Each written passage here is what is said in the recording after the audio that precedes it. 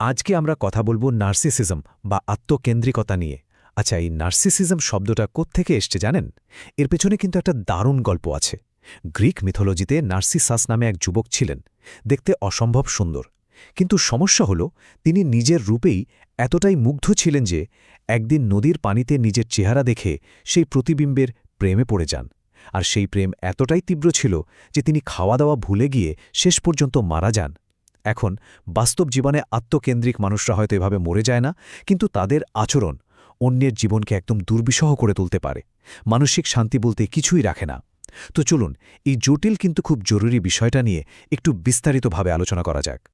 একটু ভাবুন তো, আপনার জীবনেও কি এমন কেউ আছে? যদি উত্তরটা হ্যাঁ হয়, তাহলে খুব সম্ভবত আপনি একজন নার্সিসিস্ট বা আত্মকেন্দ্রিক মানুষের বেশ কাছাকাছি আছেন। আর এরা কিন্তু আমাদের জীবনে বন্ধু, সহকর্মী বা এমনকি পরিবারের সদস্য হিসেবেও থাকতে পারে, যা পরিস্থিতিটাকে আরও অনেক বেশি জটিল করে তোলে। তাই এই ধরনের আচরণগুলো ঠিকমতো চিনে রাখাটা কিন্তু নিজের মানসিক স্বাস্থ্যের জন্যেই খুব খুব জরুরি। প্রথমেই একটা বিষয় একদম পরিষ্কার করে নেওয়া দরকার। নার্সিসিজম মানে কিন্তু শুধু আয়নার সামনে একটু বেশি সময় কাটানো বা নিজেকে নিয়ে বড়াই করা নয়। না, বিষয়টা তার চেয়েও গভীর। এটা আসলে একটা পার্সোনালিটি ডিসঅর্ডার, যা অন্যের জীবনকে সত্যিই কঠিন করে তুলতে পারে। সুইডিশ আচরণ বিশেষজ্ঞ টমাস এরিকসন তার সারাউন্ডেড বাই নার্সিসিস্ট বইয়ে একটা দারুণ কথা বলেছেন।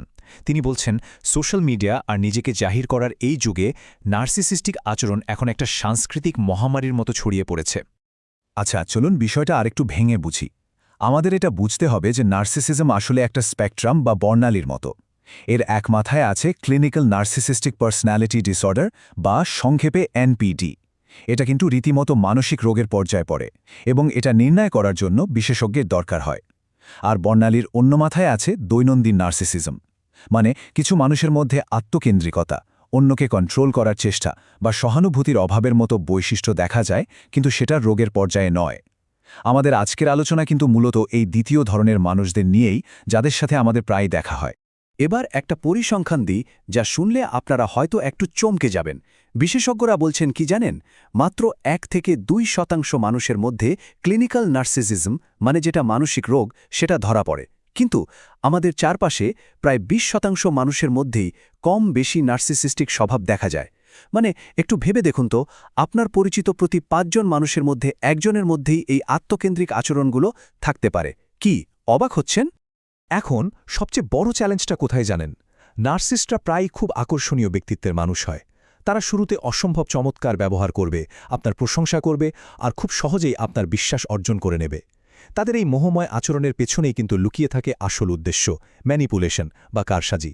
যেই মুহূর্তে তাদের স্বার্থ পূরণ হয়ে যাবে বা আপনি তাদের জন্য আর দরকারই নন, ঠিক তখনই দেখবেন তাদের সেই মিষ্টি মুখোশটা খুলে পড়ছে আর আসল চেহারাটা বেরিয়ে আসছে। নার্সিসিস্টরা নিজেদের স্বার্থ হাসিলের জন্য কয়েকটা বিশেষ কৌশল ব্যবহার করে। যেমন ধরুন গ্যাসলাইটিং। এর মাধ্যমে তারা আপনাকে এমনভাবে চালনা করবে যাতে আপনার মনে হবে সব দোষ আপনারই, তাদের নয়। আরেকটা হলো ট্রায়াঙ্গুলেশন, মানে আপনার আর অন্য আরেকজনের মধ্যে ঝামেলা লাগিয়ে দিয়ে তারা পরোক্ষভাবে নিয়ন্ত্রণ ধরে রাখে। লাভ বম্বিং হলো সম্পর্কের শুরুতে আপনাকে ভালোবাসায় ভরিয়ে দেওয়া আর পরে হুট করে পুরোপুরি অবহেলা করে মানসিকভাবে দুর্বল করে ফেলা। আর সবশেষে আছে প্রজেকশন, মানে নিজের দোষ বা ব্যর্থতা খুব সহজে অন্যের ঘাড়ে চাপিয়ে দেওয়া। চলুন এই প্রজেকশন বিষয়টাকে আরেকটু ভালোভাবে বুঝি।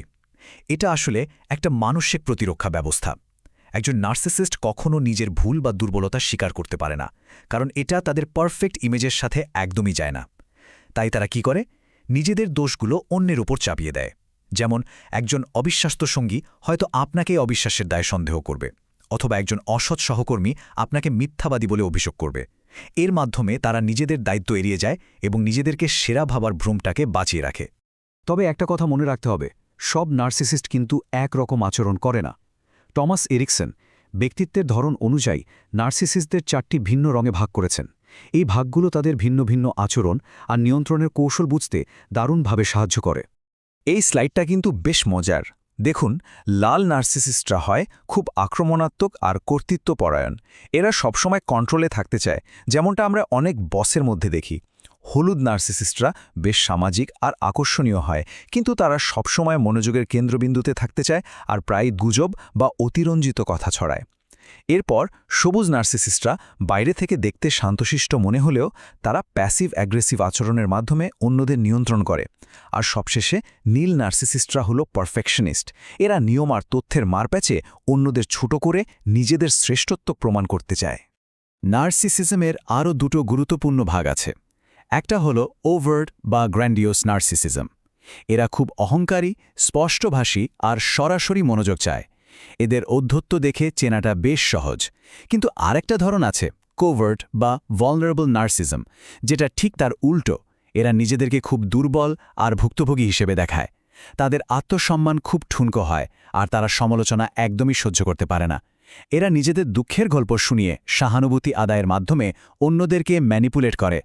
আর কারণেই এরা আরও বেশি বিপজ্জনক, কারণ এদের আসল উদ্দেশ্যটা সহজে বোঝাই যায় না। আচ্ছা, এতক্ষণ তো আমরা সমস্যাগুলো চিনলাম।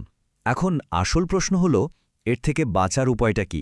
একটা বিষয় খুব ভালোভাবে মনে রাখতে হবে, একজন নার্সিসিস্টকে বদলানোর চেষ্টা করাটা প্রায় অসম্ভব একটা কাজ। তাই আমাদের মূল লক্ষ্য তাদেরকে বদলানো নয়, বরং আমাদের নিজেদের প্রতিক্রিয়াটাকে বদলানো। নার্সিসিস্টদের চেনার জন্য কিছু স্পষ্ট রেড ফ্ল্যাগ বা সতর্ক সংকেত আছে। যখন কারোর সাথে কথা বলবেন, খেয়াল করে দেখুন তারা কি সবসময় আলোচনার বিষয়টা নিজের দিকে ঘুরিয়ে নেয়। ছোটখাটো সমালোচনাতেও কি তারা মারাত্মক রেগে যায় বা এটাকে ব্যক্তিগত আক্রমণ হিসাবে দেখে? তারা কি আপনার জীবন বা আপনার অনুভূতি নিয়ে সামান্যতম আগ্রহ দেখায়? আর সবচেয়ে বড় কথা, তারা কি নিজেদের সব ভুলের জন্য অবলীলায় অন্যকে দায়ী করে ফেলে? এই লক্ষণগুলো দেখলে কিন্তু সতর্ক হতে হবে। এই উক্তিটাই কিন্তু আমাদের মূল মন্ত্র। আমরা তাদের আচরণ নিয়ন্ত্রণ করতে পারব না, এটা সত্যি, কিন্তু সেই আচরণে আমরা কিভাবে সাড়া দেব, সেই নিয়ন্ত্রণটা পুরোপুরি আমাদের হাতে। আর ঠিক এখানেই আমাদের আত্মরক্ষার কৌশলগুলো কাজে আসবে। নিজেদের মানসিক শান্তি রক্ষা করার ক্ষমতা কিন্তু আমাদের নিজেদের হাতেই। গ্রে রক মেথড, এটা একটা খুবই কার্যকর কৌশল। এর মূল আইডিয়াটা হলো নিজেকে একটা ধূসর পাথরের মতো বিরক্তিকর আর আবেগহীন করে তোলা। দেখুন, নার্সিসিস্টরা নাটক, সংঘাত আর অন্যের আবেগ থেকে শক্তি পায়। যখন আপনি কোনো প্রতিক্রিয়াই দেখাবেন না, খুব সংক্ষিপ্ত আর শুধু তথ্যভিত্তিক উত্তর দেবেন আর তাদের এড়িয়ে চলবেন, তখন তারা হতাশ হয়ে পড়বে। একসময় তারা আপনাকে একা ছেড়ে দেবে, কারণ একটা পাথরের সাথে আর কতক্ষণই বা লড়াই করা যায়, তাই না? সীমানা বা বাউন্ডারি ঠিক করাটা আত্মসম্মানের পরিচায়ক, আর এটা অত্যন্ত জরুরি একটা কাজ। একদম স্পষ্টভাবে জানিয়ে দিন কোন আচরণ আপনি সহ্য করবেন না। যেমন, তুমি যদি আমার সাথে এভাবে কথা বলো, তাহলে আমি এই আলোচনাটা এখানেই শেষ করব। আর যদি তারা সেই সীমা লঙ্ঘন করে, তাহলে যা বলেছেন ঠিক তাই করুন, সেখান থেকে সরে আসুন। যদি দেখেন কোনো কিছুতেই কাজ হচ্ছে না আর সম্পর্কটা বিষাক্ত হয়ে উঠছে, তাহলে সেই সম্পর্ক থেকে পুরোপুরি বেরিয়ে আসাটাই নিজের মানসিক শান্তির জন্য সবচেয়ে ভালো এবং সাহসী একটা সিদ্ধান্ত। এখন চলুন বিষয়টাকে আরেকটু বড় পরিসরে দেখি। সমস্যাটা কি শুধু নির্দিষ্ট কিছু মানুষের মধ্যেই সীমাবদ্ধ, নাকি আমাদের আধুনিক সমাজই নার্সিসিজমকে কোনো না কোনোভাবে উস্কে দিচ্ছে? নার্সিসিজম এখন আর শুধু ব্যক্তিগত পর্যায়ে সীমাবদ্ধ নেই, এটা এখন দলগত রূপ নিয়েছে। যখন কোনো রাজনৈতিক দল, কোনো খেলার দলের সমর্থক বা যে কোনো একটা গোষ্ঠী ভাবতে শুরু করে যে তারাই শ্রেষ্ঠ আর বাকি সবাই ভুল বা তাদের থেকে নিচু, তখন সেটাকে বলে কালেকটিভ নার্সিসিজম। এই আমরা বনাম ওরা মানসিকতা সমাজে বিভেদ, অসহিষ্ণুতা আর ঘৃণা তৈরি করে, যা ব্যক্তিগত নার্সিসিজমের থেকেও অনেক বেশি ভয়ঙ্কর হতে পারে। এই প্রশ্নটা আমাদের সবার ভাবার জন্য রেখে গেলাম। সোশ্যাল মিডিয়ায় লাইক, ফলোয়ার আর পারফেক্ট জীবনের একটা প্রদর্শনী, এই সবকিছু কি আমাদের অজান্তেই একটু বেশি আত্মকেন্দ্রিক করে তুলছে? যখন একটা সমাজ আত্মপ্রচারকে পুরস্কৃত করে, তখন সহানুভূতি, বিনয় আর আন্তরিক সম্পর্কের মতো বিষয়গুলোর গুরুত্ব কি কমে যাচ্ছে? উত্তরটা হয়তো আমাদের নিজেদেরই খুঁজে বের করতে হবে। ভালো থাকবেন এবং অবশ্যই নিজের মানসিক স্বাস্থ্যের যত্ন নেবেন।